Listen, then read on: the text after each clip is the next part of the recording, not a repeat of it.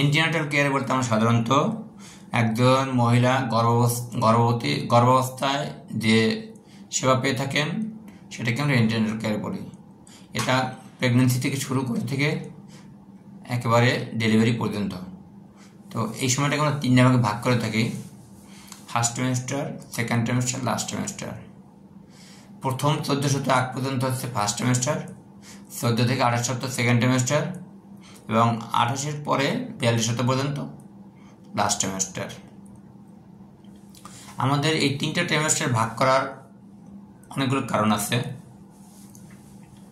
আমরা ফার্স্ট ট্রাইমেস্টারে আলোচনা করে অনেক কিছু পেতে পারি, সেকেন্ড ট্রাইমেস্টারে কিছু দেখি, লাস্ট ট্রাইমেস্টারে অন্য কিছু দেখি।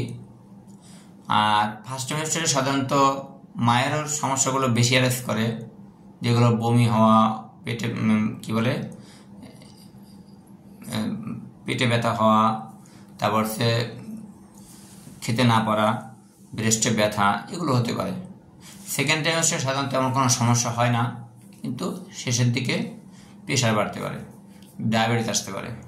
আর লাস্ট ট্রাইমেস্টার খুব গুরুত্বপূর্ণ মায়ের জন্য এবং বাচ্চার জন্য, কারণ এই টাইমে আমরা বাচ্চার সুস্থতা দেখে থাকি, মায়ের প্রেশার আছে কিনা, ডায়াবেটিস আছে কিনা, মায়ের ডেলিভারি কোথায় প্ল্যানিং করব, ইত্যাদি ইত্যাদি।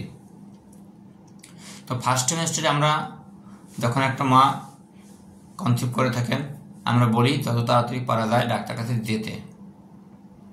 অনেকে 16 সপ্তাহের মধ্যেই আসেন, দরকার হচ্ছে প্রথম দিকে আসা।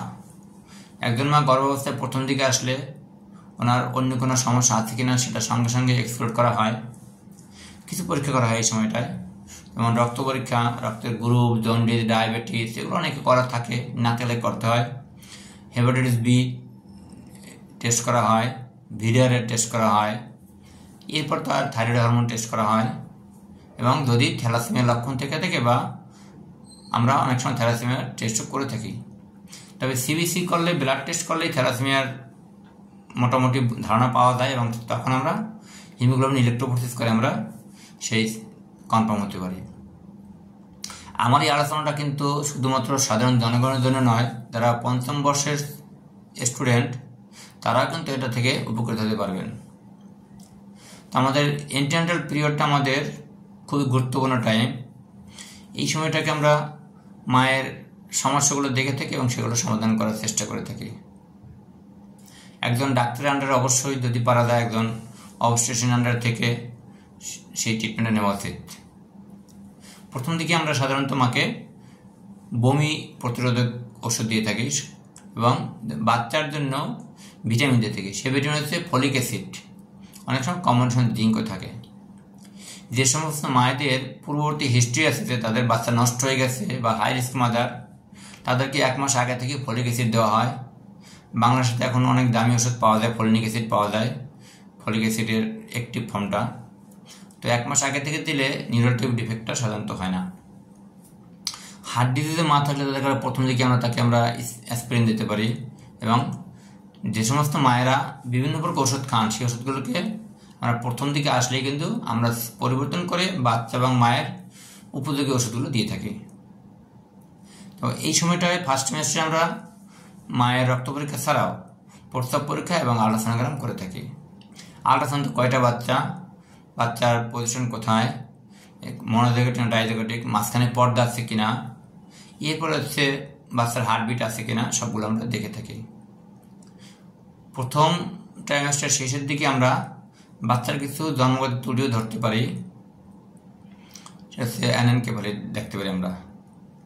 সেকেন্ড ট্রাইমেস্টারে আমরা খুবই গুরুত্বপূর্ণ পরীক্ষা করে থাকি, অ্যানিমাল স্ক্যানিং করে থাকি। 20 থেকে 24 সপ্তাহের মধ্যে অ্যানিমাল স্ক্যানিং করা হয়। অ্যানিমাল স্ক্যানিং সবার জন্য প্রযোজ্য নয়।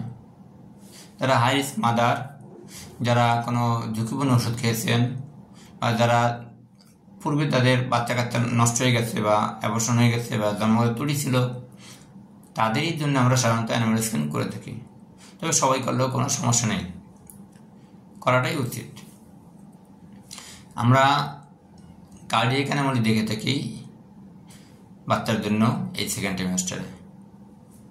সেকেন্ড ট্রাইমেস্টারে আমরা 24 থেকে 28 সপ্তাহের মধ্যে আমরা ডায়াবেটিস টেস্টটা রিপিট করে থাকি। যদি ফার্স্ট ট্রাইমেস্টার ডায়াবেটিস না ধরা পড়ে, আমরা এই সময় ওজিটি করতে পারি যদি হাই রিস্ক মাদার হন। Oral glucose tolerance test. এখানে মাকে খালি পেটে খাওয়ার 1 ঘন্টা পরে এবং খাবার 2 ঘন্টা পরে আমরা সাধারণত ব্লাড নিয়ে থাকি। 75 গ্রাম গ্লুকোজ খাওয়ানোর পরে করা হয়। আমেরিকান স্টাইলে 100 গ্রাম গ্লুকোজ খাওয়ার 4 বার ব্লাড নিয়ে থাকে। যে কোনো 2টা পজিটিভ আসলে আমরা ডায়াবেটিসের মধ্যে যেটা করে জিডিএম, জেস্টানো ডায়াবেটিস মেলিটাস, আমরা ডায়াগনোস করতে পারি এবং সেইভাবে ট্রিটমেন্ট লাগে। আজকে আমি হাই রিস্ক নিয়ে কোনো কথা বলবো না। আজকে আমি সাধারণ গর্ভবতী মায়েদের পরিচর্যা নিয়ে কথা বলতেছি। তো একজন মা যখন প্রেগনেন্ট হন তখন তার শরীরে অনেক পরিবর্তন আসে। সাধারণত 24 সপ্তাহ পর্যন্ত তার ওজন তেমন বাড়ে না, এরপর তার ওজন পর্যাপ্ত পরিমাণে বাড়তে থাকে। আমরা বলি প্রতি সপ্তাহে 1 পাউন্ড অথবা মাসে 2 কেজির কম। যদি তার ওজন 2 কেজি বেশি বেড়ে যায় তাহলে আমরা অনেক কিছু সমস্যা ধরতে পারি। একটা হচ্ছে এক্লামসি হইতে পারে, ডায়াবেটিস ধরা পড়তে পারে, অন্য কোনো হার্ট ডিজিজ থাকতে পারে, রেনাল ডিজিজ থাকতে পারে। কাজে আমাদের ওজন অতিরিক্ত বাড়লে আমাদের অবশ্যই খেয়াল করতে হবে। তো মায়ের যদি পরীক্ষা করে কোনো ডিজিজ ধরা পড়ে সেভাবে আমাদের পর্যাপ্ত ট্রিটমেন্ট নিতে হবে। আমরা সাধারণত একজন গর্ভবতী মাকে প্রথম দিকে আসলে পরে আমরা ফলিক অ্যাসিড এবং জিঙ্ক দিয়ে থেকে বললাম, এর সঙ্গে গ্যাসের ঔষধ, বমি হলে বমির ঔষধ। এই সময় অনেক মায়ের প্রচণ্ড বমি হয়। সাধারণত 50% মায়েদের বমির সমস্যা থেকে থাকে। যারা পাতলা, প্রথম বাচ্চা নিচ্ছেন, কম বয়স, তাদের এই বমির সমস্যাগুলো বেশি দেখা দেয় এবং তাদেরকে আমরা, যাদের ওজন কমে যায়, বমি হতে হতে ওজন কমে যায়, 5% ওজন কমলে আমরা হাইপারমেসিস গ্রেভিডাম বলে থাকি এবং তাদেরকে হাসপাতালে ভর্তি করি। হাসপাতালে ভর্তি করে তাদেরকে আমরা স্যালাইন এবং ইঞ্জেকশন দিয়ে থাকি, না খেয়ে থাকতে বলি। এরপর বমি কমলে আস্তে আস্তে আমরা তাকে মুখে খাবার দিই।